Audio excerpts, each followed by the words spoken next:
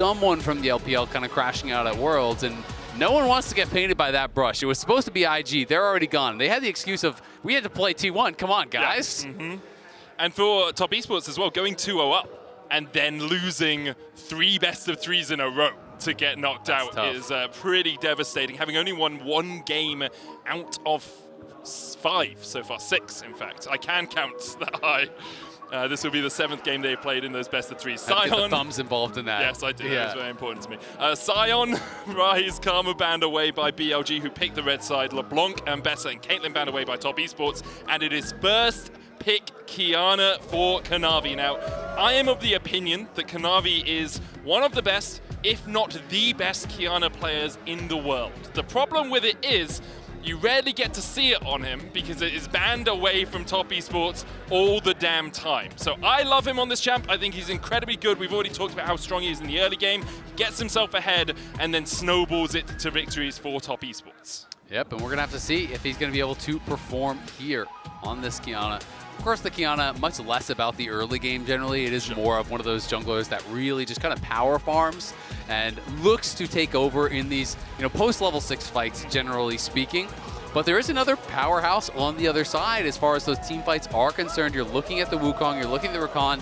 That is a very strong start to any team fight comp as the 1-2 over on the BLG side. And Karma has been banned out. Nico was already played earlier. So some of these really kind of like lane dominant supports that you might punish a Rakan with are already off the table. Yeah, you could look for something like the Renata if you wanted, like just a bit more range. Go for a Corki Renata, look for that range damage. We already have the Corki locked in for Top Esports. Looks like Creme might be going towards the Annie, which is not something he impressed on too much in the LPL. Instead, maybe a little bit of engage potential with the Leona coming out for Hung. Yeah, Annie has yet to win so far at Worlds. Wow. Has not looked impressive and has been losing all of the games, so definitely can be tough. Leona was kind of like that old school Rakan answer where it's like, oh, Rakan goes down, goes in, you lock him down, point and click CC, try to burst them out, because Rakan has always been so reliant on being evasive, really. But it doesn't feel like, for a long time, I don't feel like it's really a counter. It's kind of maybe just an answer. I feel like all it tends to do in the 2v2 is really kind of make it passive, because the Rakan is not going to look for any sort of hard engage. You're just going to maybe give up the push, and fish with those gleaming quills, just kind of keep your health high, and it kind of just becomes a bit of a farm fest.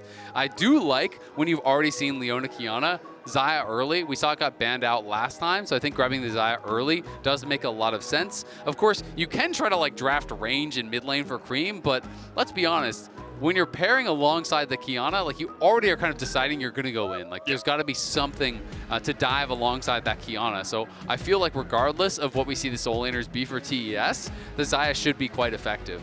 Talia and Cassio, the next 2 bans, see that mid lane pool being pinched. Both the teams have their junglers and their bot side of the map already locked up, so top and mid is where we are likely to be. Wouldn't be surprised if Bin gets counter for top side here with Knight picking something blind, but you can of course do it the other way, say, oh well, we think Knight can dominate Creme more than Bin can dominate 369, who's been having a pretty good series so far. I would tend to agree with the Knight getting the counter pick. I feel like he has been by far their best player at Worlds. I don't think it's even remotely close. So to me, if I'm going to go all in on one player, it's got to be Knight. I mean, even in the losses, I feel like he has been the guy that is the hope for the team. So I really would like to see them just index into him.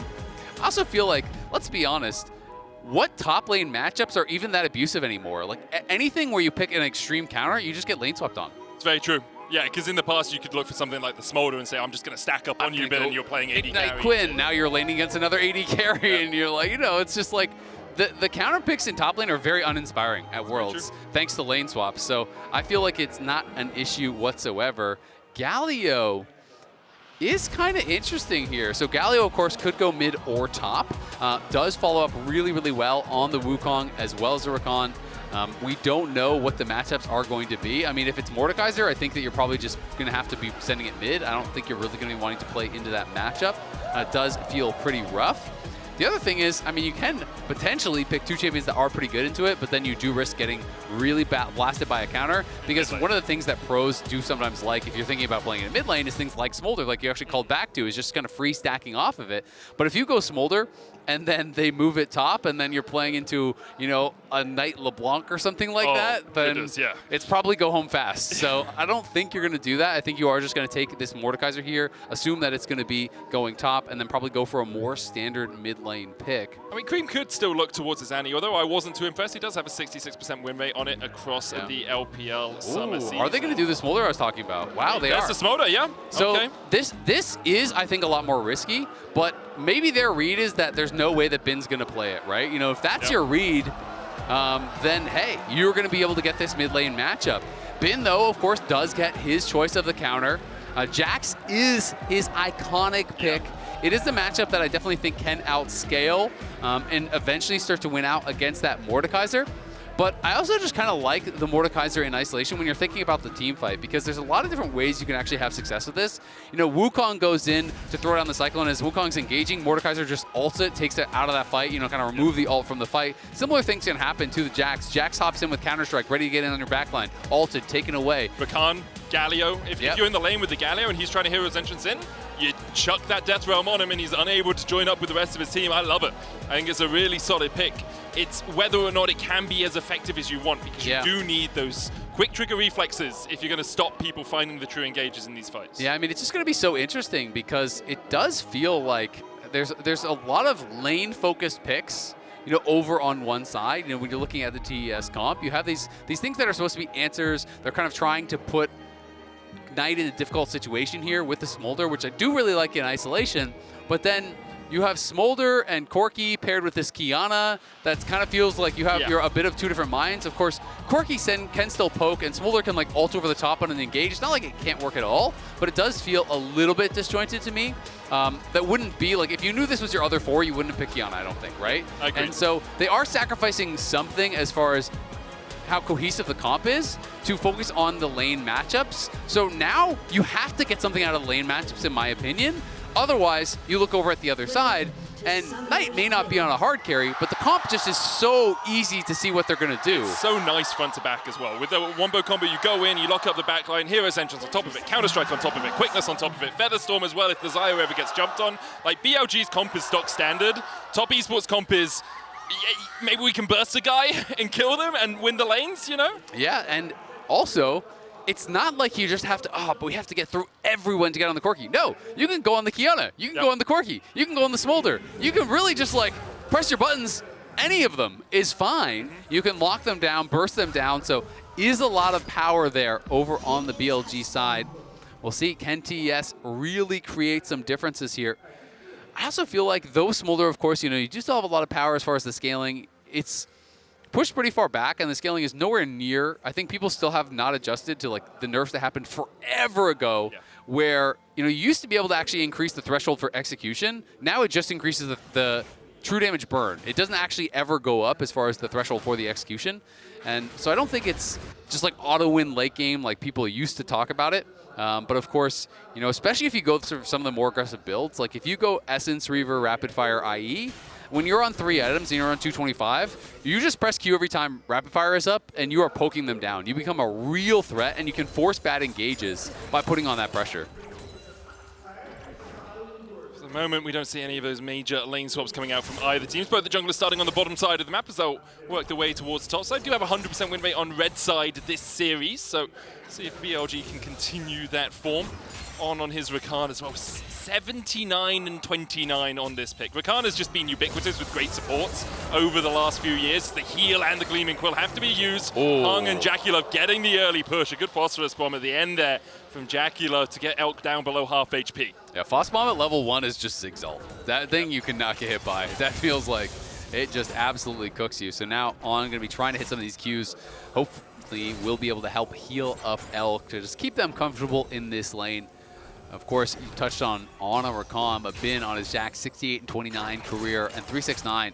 Known for his Mordekaiser as well, 17 and 4 on the pick. Yeah, last played it in the grand finals against Bin though on Cassante and went 2-7-1, losing that game. So in recent memory, 369. He was calibrating. Oh, yeah, sure. That was it. Yeah. Yeah. It's just, I just need one game in a month and a half before we meet again at Worlds, Exactly. which is a randomized draw. Yeah. You're baiting him To lock into a in. false sense of security. That's smart. That's Run smart. it down in the LPL finals to knock him out in Swiss of Worlds. You gotta think a couple steps ahead here, Medic. Yeah, you know? I'm not as giga-brained as 369 apparently. Well, that much is clear. Good damage though coming out from the top esports bot lane. JackeyLove with that level 3 first. Creme just stacking up. And you get to that 225 is the mark you really want to look for the Smolder. But honestly, like, I play a lot of solo lane Smolder. I think it's a lot of fun. To me, it's like, obviously the 225 is the goal, but one of the reasons that you get so much faster into these melee matchups is Barrier coming out from JackeyLove. Elk looking for the blade call, doesn't quite land the root onto JackeyLove, but does onto Hung. But it's just the idea that each breakpoint actually accelerates the next breakpoint so much, right? You know, once you get 25, all of a sudden you're AoE stacking off all their minions, but he can be in trouble. Taunt onto Creme, that's to flash away. Base1 looking for the chase. Red buff slow, not enough. Flash for flash exchange there between Base1 and Creme. Yeah, Base1, thought he might have had enough damage, didn't have the calculation correct there.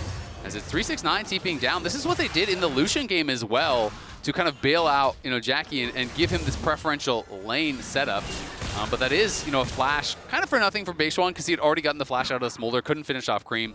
But once you get to 25, you start AoE stacking all the minions so fast. Then that really speeds you up towards the 125. And once you have 125, it's kind of unavoidable because you're just getting splashed through the minions. Yep. Anytime you go for any last hit, he doesn't have to queue you anymore. He's just queuing the wave, and you're going to get stacked on. So every little bit you get really accelerates that next breakpoint, and 369 being very annoying with that. Really nice timing as well, because Bin has already TP'd down towards the bottom side, just so he's collecting this wave, which means there's going to be no one on the top side for a while. As you say, JackeyLove might just be able to pick up a solo plate, could go for a little bit of vision. This wave, it is a cannon wave. You're going to lose one minion, probably the cannon, and another, maybe even 4 minions off this wave. Yeah, I mean, that's a lot. He's even going to Valk the wave to be able to get a fast reset off the back of this if he wants. So not only do you actually get the wave, you deny the cannon, you get the plate. So like that right there is almost a kill worth of gold that you just earned for your team. So it's one of these things that doesn't seem immediately obvious, but that's 300 gold ahead now for JackeyLove, and I think that's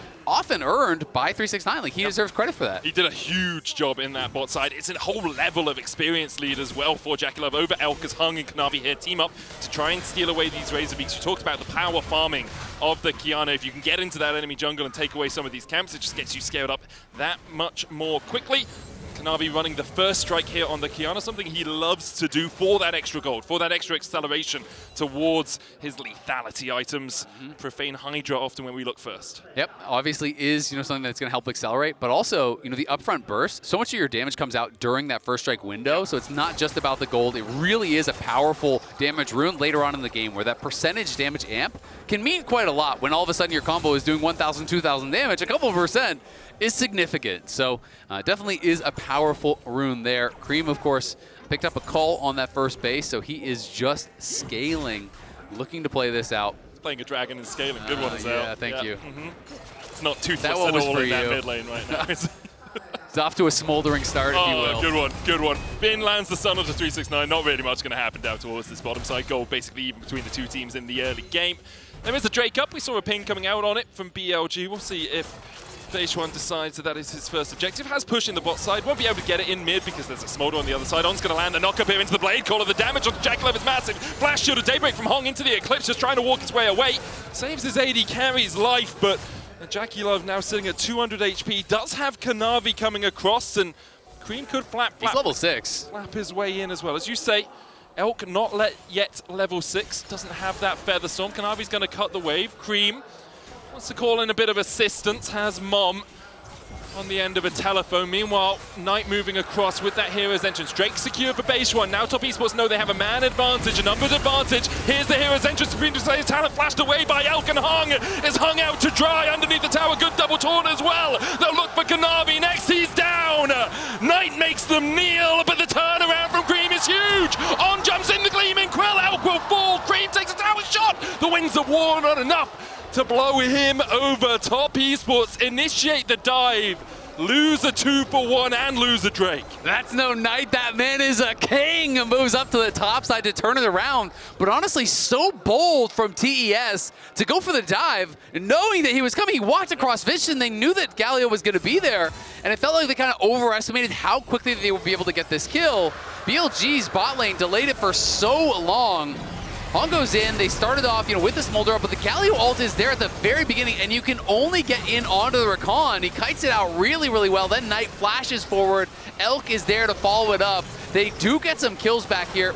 And you have to remember, Wukong was taking the Dragon in the meanwhile, was stealing the enemy camps in the meanwhile. So it's not an even number play. Even though it didn't look like that bad, it's everything that's happening on the other side of the map that really makes it hurt. And I just kind of am shocked that TES fully committed to it. Top Esports now with 5 players up towards this Grubs. Top Esports got one. Bin jumps in with the counter-strike, does get the stun onto Hong, on down to half HP, flash away from Bin, death grip onto base one. They're going to be able to get a kill at the feet of Strength Warfare. In fact, goes over to BLG, they're up for the Grub as well. In the end, a 2-for-1 exchange in the Grubs. Top Esports have lost a man, and JackeyLove has to Valk across the wall. It will be a 1-for-0 exchange in favor of BLG. And look at Knight, early Sork boots on the Galio. This man wants to get aggressive. And when a team on the other side has so many squishy members, you can do a lot of damage on this Galio. We often see kind of like tanky AP or 1 AP item, into full tank. So we'll see exactly where he wants to go with this build. But Knight is definitely not afraid to go full glass cannon if he thinks it is appropriate. He's the guy that builds Darkseal into Medjay's at every opportunity, right? This guy knows exactly how much damage you can put out on every champion. At the moment, the only lead for Top Esports is down on JackeyLove in that bot lane. 120 gold, his advantage, but BLG ticking over to about 300, 400 gold in totality as their lead. H1 just going to be able to farm up his own jungle as Hong looks for a little bit of vision. It's much ado about nothing. You have to feel just trying to track people. No neutrals to fight over, no camps on this top side to fight over. They might look for a dive onto Bin, who has no flash, no Grandmaster's Might for him either. The plate's going to go over to 369. Hex flash forward from Hong. Bin needs to find a way to escape. He blocks the Shield of Daybreak with the counter-strike. Perfectly played from Bin. Now needs to run away. Zenith Blade tickles his toes, but doesn't quite connect. I mean, beautifully timed by Bin, but I feel like as TES, you're the team that has time on the dive. You don't need to force. You just need to walk up, stand on his head as Leona, and wait till he presses E. Then once it's down, the dive is free, right? So you have to play around that counter-strike. Instead, he kind of played that dangerous game where it is a bit of a flip. Bin anticipates it perfectly, and now it's JackeyLove under pressure on this bot side. He's looking like he's going to be the one getting dove. H1 has the Cyclone now. They should just go for him straight away, but with the teleport coming out, they decide against it. Hong got that off the unsealed spellbook. He'll TP in. And because of that, and with Kanavi backing him up, should be just BLG backing away. Creme now, farming quite well, and also over 100 stacks here already at 10 minutes. So he is at a really good pace. Of course, this does generally just accelerate, again, as you get further and further on into the game. Once you hit Essence Reaver, you are just trading infinitely. Been nice little trade, but Creme still getting some more stacks and should be A-okay with Kanavi here to cover. Interesting to see Knight's the one who's matching into that Mordekaiser on the top side. Bin is actually going to match into the Smolder. I think the idea is just that you don't want the Smolder getting free stacks off of Knight, and he's going to have less threat. That's at least kind of my read on it right now. So you're sacrificing Knight's lane, but trying to really keep down Creme. I think that's probably their main concern is like, all right, how does the other team win? Maybe it's Smolder getting super accelerated. And Creme does have his Essence Reaver now, still working away on that 125, but he's going to be there very, very quickly. He is. For the moment, we have a brief second before we get into what is likely to be the next fight. Drake coming up. It's an alternator for BLG, for Knight on this Galio. Some games he is BLG. Yeah, often he is BLG. You didn't misspeak. It's true, it's true. That Rocket Belt, a possibility. Kanavi, oh, good route, but H1 going in with the Cyclone. There's the hero's entrance, supreme display of talent, and the flash used by Kanavi to get away. But Creme, the next target. Cyclone secondary, going to get the knockout. Winds of War, not enough again. That's Smolder, able to survive through the Winds of War a couple of times in a row now. JackeyLove covering mid as On comes across. The Drake is up for BLG, and they might just walk base one around the corner to go and get it. At the end of the day, it's a trade of flashes for the junglers, trade of ults, and then you also got Knight's ult, and you got a really nice chunk of HP down onto Creme. So they're going to try to utilize that to turn it into the Dragon. Because cooldowns-wise, they did lose out, but HP-wise, they definitely won, and that is going to put them on a 2-0 Dragon lead here. which is starting to feel a little bit like game one, you know, when you're starting to think back. It's been a lot about these dragon stacking games, you know, control, forcing your opponents to take these fights they're not necessarily ready for. And they're going to see if second try works better here against Bin. Yeah, no teleports to support Bin here. On does have the quickness and he's on his way across. Kanavi caught out. There's the counter-strike. Solar Flare. On coming in. Gets the quickness down, but Bin's already dead. Hung has to flash away. Meanwhile, underneath the tower, 369 is chasing on out. Obliterates him. Jackie with the flash auto's enough. It's 2-0 for TES. Nicely done there by TES. This time they make it work, and not only do they kill Bin, they're going to deny a lot of CS. They're going to knock down this tower very likely as well. Try to play for this first turret. They kill off on Elk, can't even get there. So a lot of resources committed to this side. You can see Creme playing very defensive down on the bot side, knows he is going to be on his own. So he's just sitting in that tri-brush, making sure that the Wukong couldn't come in behind him. And now a lot of question mark pings over by that red buff, but it is already gone. We can see this dive one more time. This time, 369 and Kanavi do a pretty good job of kind of softening him up before they really fully commit into the dive. He's already missing a third of his HP. Kanavi goes in, really big chunk of damage, even though the Zenith Blade misses, even though the Shield of Daybreak is counter-struck once more. Hung can flash out, and the extra members do allow them to finish off. Jackie does have to spend his flash, so does 369, but they secure the kills, they get the tower, and as a result, it is going to come down to these objectives for feats because BLG already won the feat of warfare. They're only one of these objectives off, whereas TES would need to get the next two. Herald up in 50 seconds. That'll be the first point of call for both of these teams. 2,000 gold lead now, though, for Top Esports. Blue across the board, down on the bottom of that scoreboard, and 369. Perhaps that game in Grand Finals was just the bait. Set him up, now has the Riftmaker 1-0-1 on this Mordekaiser, forcing Bin away. And we did get the Rocket Bell here for Knight, so definitely looking for a very aggressive option, whether or not he'll go into just like Zhonya's kind of tanky AP from here, or if he'll go into more traditional tank. I feel like if you're going Proto Belt, you're probably just going Zhonya's second, and you're just really putting that upfront damage in, which can be quite a lot. Also, like that On did go for the Mikhails here. I do feel like when you look over, it's Hong and then no one for the engage. So if you're just fishing with that Leona ult, and you can just be able to have cleanse on your Xayah plus that Mikhails. The quickness follow-up. Supreme Display's hand coming out, but the counter-strike from Bin is enough to get one. They'll look for Hung as the second. Knight teleports in, Hung falls, 2 quick kills for BLG. The Rift held there for them, that will be feats. Nicely done by BLG, really quick play, nets them a couple kills and gets them feats, as you said. And even though they are down in gold, I'm really favoring their position here once again. I feel like they're in a good spot. Feats is going to be a decent amount of combat power. They're going to get the Herald, which is likely going to result in a tower. But Creme is getting farmed here, just continuing to try to scale up. 163 stacks right now. Bin going to be looking for him, though. Triforce, Creme does have the flash and has that flap. Counter-strike out. Creme's going to get stunned. Grandmaster's might coming. Where you going, Creme? Back to your teammate. Mom there for a bit of a heal, but Bin slapping him as he gets the solo kill. 369 here to join Elk, trying to bolster the defenses of Bin as they get another counter-strike down on dashing around. Bin knows he's going to die. He's in the Death Realm, and 369 will hit him across the face with a mace to even it out 1-for-1. Still great play from Bin. The red buff, I believe, finishing off Creme there. And you get the flash off the Smolder, which is critical. And you get the Rift Hold in mid lane because all of Top Esports were dragged down towards that bottom side to try and react. That will even out a bit of this gold deficit that BLG found themselves in. Is down to 1K from about 2K a minute ago. Yep, really good moves here. Now you're just going to use the Escape Herald to try to drive it down towards bot, but it will be finished off there by Kanavi. But you can see Elk already pushing in towards that tower. Assist pings from TES as they want to try to defend it, but feels like they're probably just too late already because BLG members are hovering.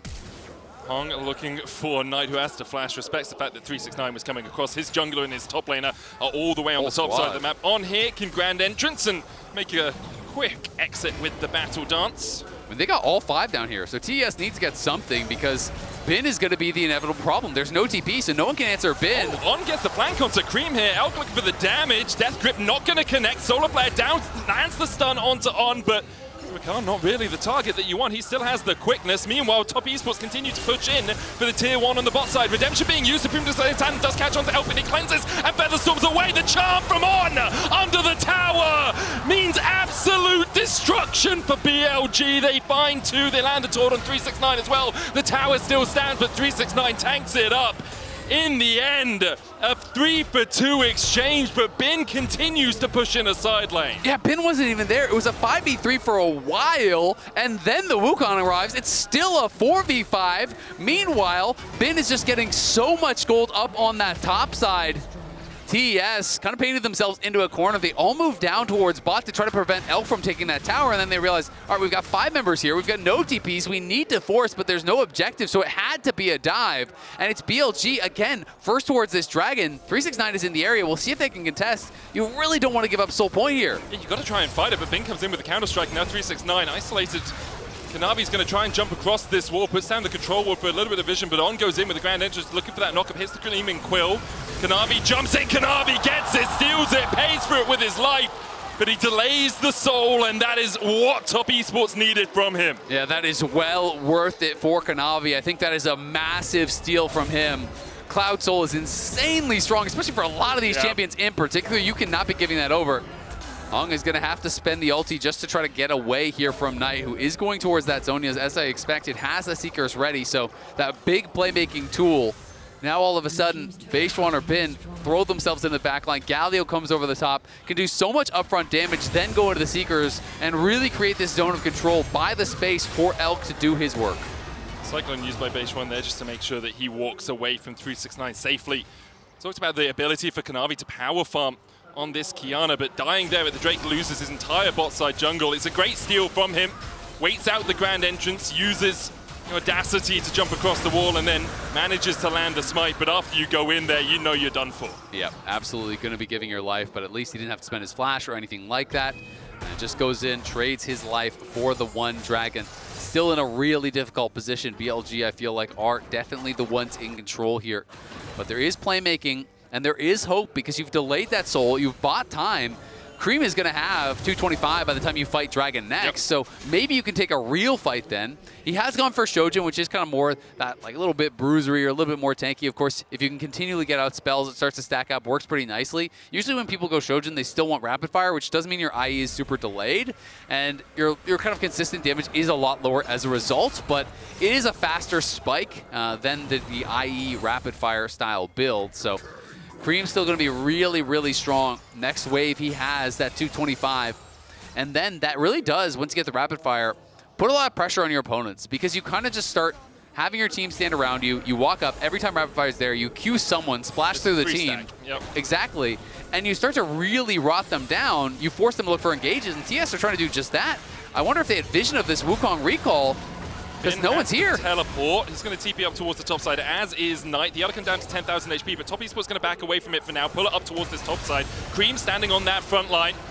His hit 224, needs one more. Gets it with 225. Now has that burn. The Archon down to 3,000. On looking for the quickness. Doesn't land it on anyone. Has to dive onto 369. The Hero's Entrance coming out as Kanavi secures the Archon. 369 standing in the middle of them all. Elk with a Feather Storm trying to pull back with the Blade Caller. Base one almost down. 369 falls first, but Creme is flapping his way onto the backline. Has to flash away. Bin dives forward with a flash of his own into the pit. But Top Esports are coming out on top. In the end, though, Bin finds Creme. Now it's all on Jackie. The bot lane's the only ones alive. Top Esports will claim the fight as they get the Archon, but it was goddamn even through it all. It was an insane fight here. And 369 to me was a real hero. Look at this. He forces out the Galio ult, then goes into an ult of his own, completely immuning it, negating that entire thing by himself. And look at the space he's creating. We talked about their lack of frontline. 369 says, you shouldn't have counted me out. And then Creme just goes all the way in, but this stasis from Knight plus a CC means Bin can flash in and finish him off. And then Bin very nearly had the 1v2. Jackie had to flash in the pit just to help him there as Elk and On are winning out on the other side. This is a game of inches. Absolutely insane fight there. I mean, it's also Hung having the time to Hex Splash across the wall when you have a Blade Caller and a Grand Entrance from the Xayah and Rakan that had been used. Couldn't get the knock up onto him. 500 gold the difference between the two teams. A Cloud Drake and an Archon for Top Esports with two grubs. A Mountain and an Infernal and the Feats of Warfare for BLG. A 12 petal difference equates to about 700 gold or so. Nothing too consequential yet for Top Esports.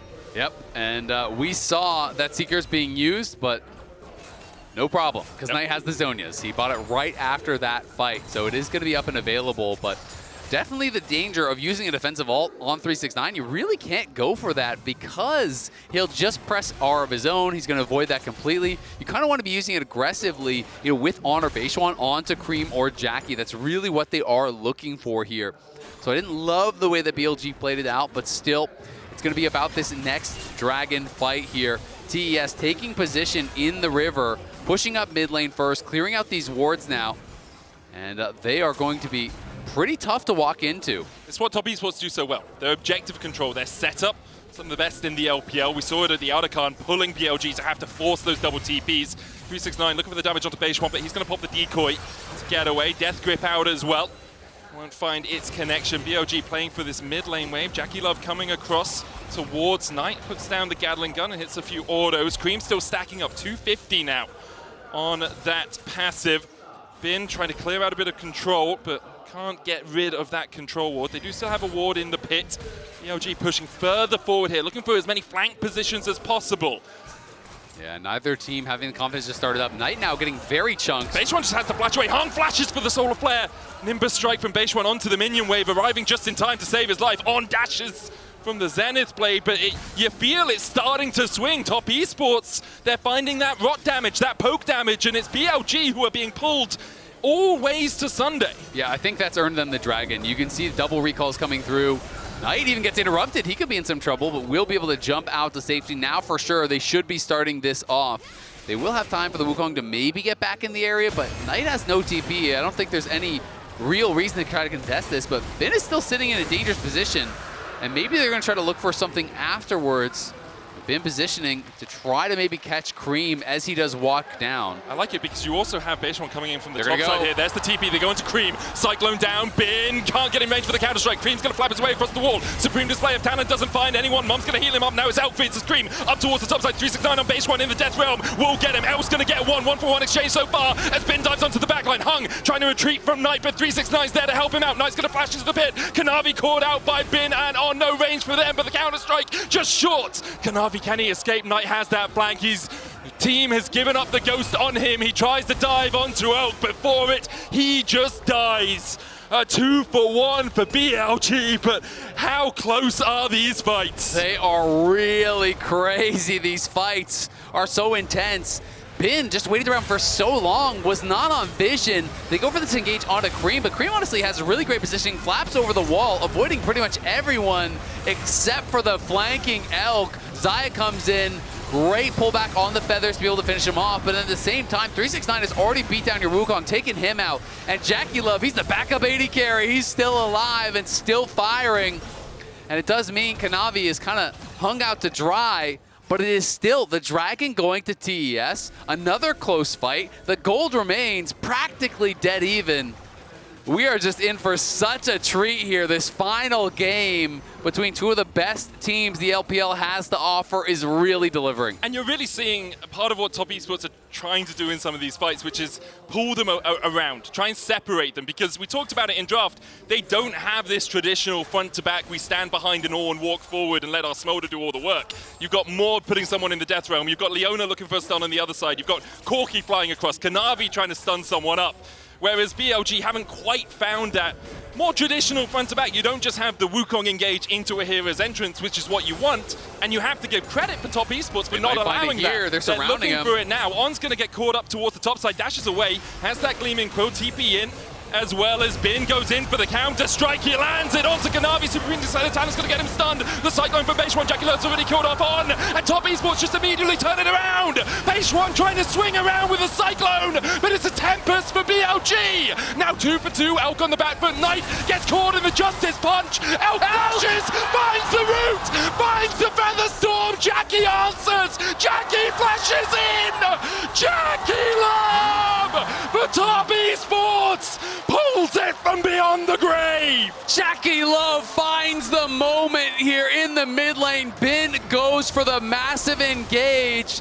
Look to try to find a multi-man counter-strike here, but TES are able to hold on here. There's just too many threats, it feels like, on TES. Look at Bin flashing forward into the midst of everyone, getting that counter-strike down, but he's pushed back. and Jackie and Creme, they are free firing. And from here, it looks like it is absolutely cooked for BLG until Elk finds an incredible fight, knocking down multiple members, and then here on the side, goes forward, flashes for the pullback onto Creme, knocks down the Smolder, but Jackie still has resources. Barrier there, flash forward, knocks them both down, earns TES the Baron, and the first significant lead, and look at the heartbreak there on the faces of the BLG members. Shadow distraught as his team loses what could be the game-deciding fight. It really could. The Baron secured for Top Esports. Hung, JackeyLove, and Kanavi have it. I'm not sure if 369, yes he did, came up in time to take it too. Now with the Red Bull Baron power play, 2K already collected by Top Esports. Looking for vengeance from the LPL finals, where they went down in 5-2-3. For BLG, the story's the same. The book has been written. The engagers, if you find them onto this backline, it does work. You have a cycle, you counter-strike, hero's entrance, quickness, you have all of these tools. But Top Esports' ability to split, ability to scatter when that engage comes out, has been sublime so far. And I have to give so much credit to Kanavi, 369, and Hung, who are making that job so hard. They're saying, yeah, you want to engage? I am walking into you. I am hitting you as you are trying to get close to my carries. You cannot just walk up for free and flash on them. You will take damage. You will get punished.